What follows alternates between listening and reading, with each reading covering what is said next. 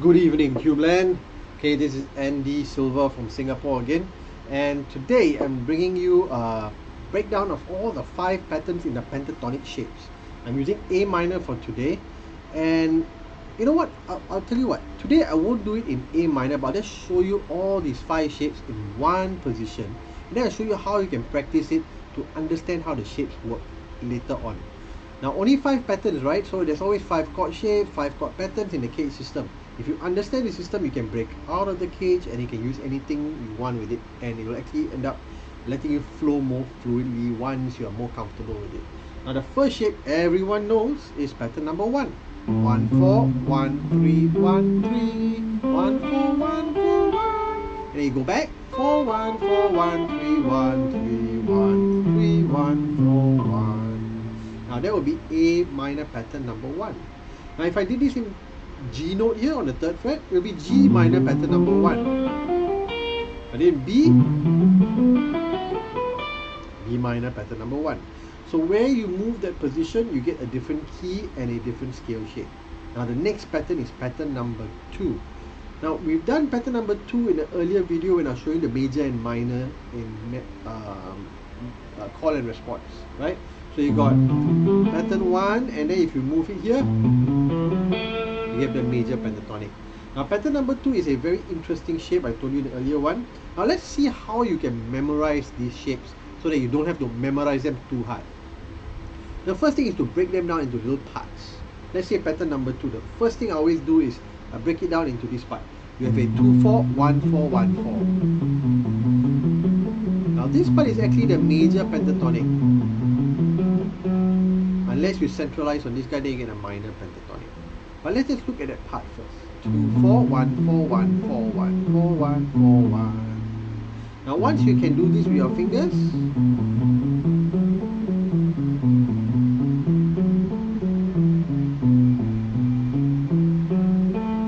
I'm going to start from here now. This part is a tricky part in pattern number 2. You got to do 1 4 1 3 and 2 4. Now the important thing is don't run through the whole thing too fast. Take your time. 1 4 1 3 2 4. 1 4 1 3 2 4. Once you can do this a few times, reverse. So you go forward and you go backwards. So that's a tricky part here. 1 4 1 3 2 4. Now this 1 3 2 4 1 3 2 4, add another 2 4.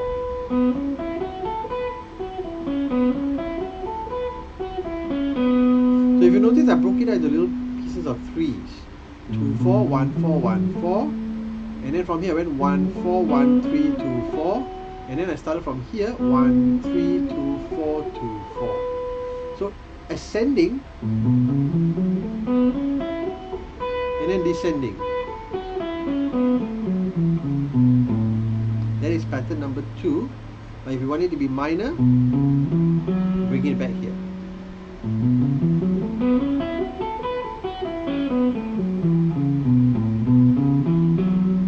Alright, so that's your pattern number 2. No shifting so far. Pattern 1, pattern number 2, no shifting. Now let's look at pattern number 3. This is the shifty part of the pentatonics. It starts off pretty nice. Let's say I'm going to start here on the A note again with my number 1 finger. I go 1 3 1 3 1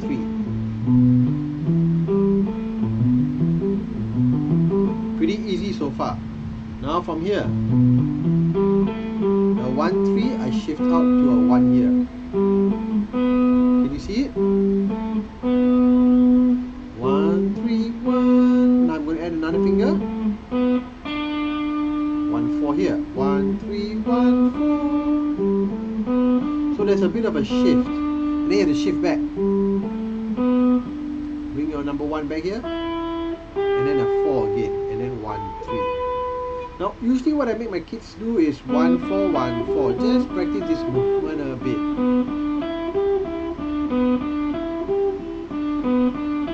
For pattern number 3. Do this a few times. Rest a bit.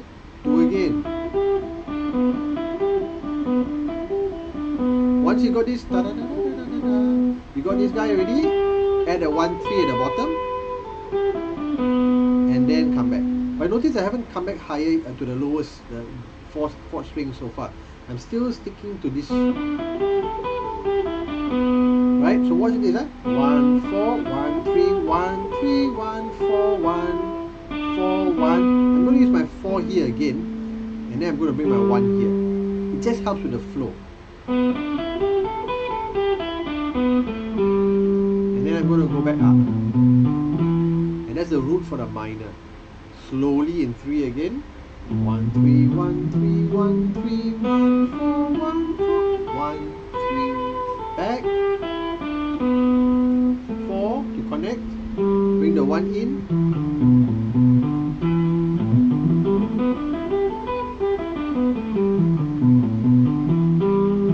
That's your pattern number 3. Now pattern number 4. Let's say I'm using the same position, A again. This time it's going to be 1 4 1 4. Alright? 1 4 1 4 1 3 1 3. So you got 2 1 4s and 2 1 3s. This part is pretty straightforward. The brain kind of thinks it's pattern 1 in the beginning, but then you have to remember that there's 2 1 4s and then 2 1 3s. Now once you get to this 3 1 3, it's a 2 4. 1 3 2 4, and then a 1 4. Remember, whatever happens above happens below. Same thing. 1 4 1 4 1 3 1 3 2 4 1 4, and then return back. Now the root will be here for pattern number 4.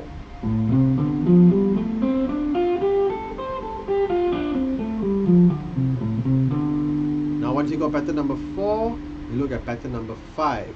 Pattern number 5 looks kind of like this. I'm going to use the same A again. So 2 4 2 4. 2 4 2 4 1 4 1 4 2 4 2 4.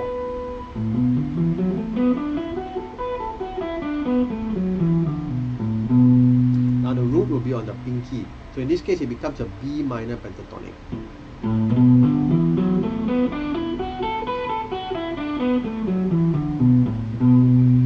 Right? So the beautiful part about all these shapes is that there's always 2 walls of notes, one on this side and one on this side, whichever pattern you have. Alright, only in pattern number 3 will there be need for you to shift. The rest of them you can actually stay stationary in one place. Now how do you string them all together to make a key? That's now the key of A, right? So let's say I'm going to do the key of A. I might put my number 2 finger here. I would come down 2 4 2 4 1 4 1 4 2 4 2 4. I can come back up just to get comfortable with the position. Then I'll take my pinky position. I put my number 1 there.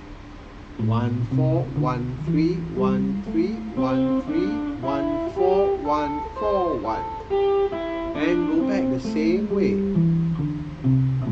Really straightforward. Now where the pinky was, I'm going to put my number 2. 2 4 1 4 1 4 1 3 2 4 2 4, and then return back. One more time, pattern 2.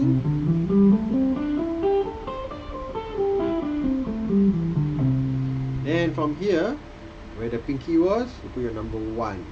This time you go 1 3 1 3 1 3. Then remember there's a shift. To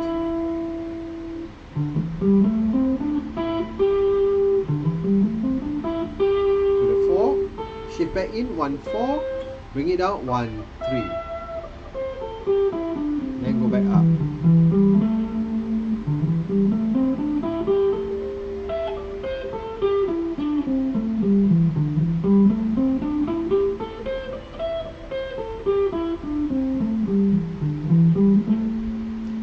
The next one is pattern number 4. So number 1 on the 12th fret, 1 4 1 4 1 3 1 3 2 4 1 4.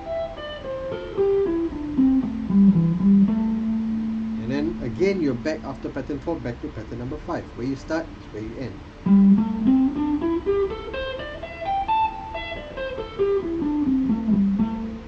you can go backwards.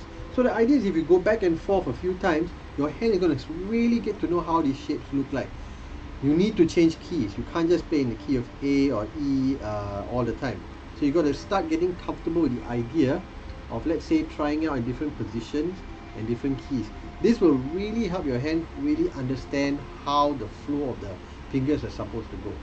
Once you've got an understanding of this, you slowly let go, and next thing you know, you're jamming along very comfortably. So I'm going to show you again without following the rules too much.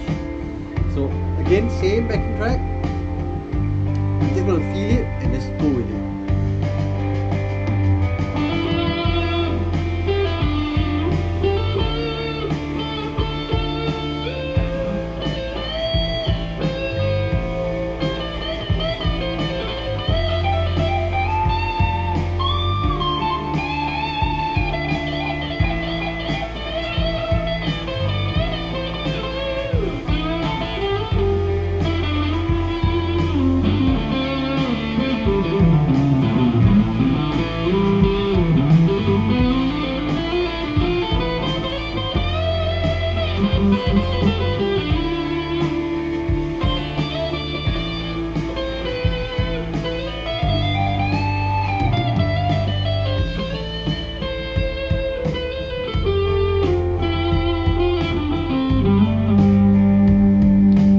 So you got an idea of how you could let go. Now I did do a few extra notes along the way using the C major scale notes, which is relative to the A minor scale.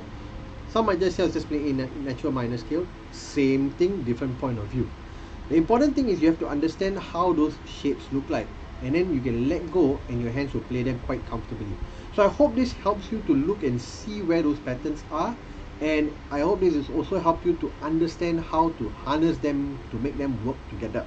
Very important that you get the scales to work together. Don't worry so much about in the beginning how to transition from one key to another key within the same song. More importantly, you want to be able to accompany first, get comfortable with the process, get the thinking out of the way, more doing, less thinking, so that there's not too much mental chatter when you're trying to play. This is hard. Like, to be honest, today is not a very good day, so I'm not really in the flow right now. Some days no need to try so much, you'll just flow naturally. But this is a process, and the good thing is as you keep doing it, you get better and better, the less effort you have to put in to get the same results. So start practicing, and I will see you again in the next video. Bye bye.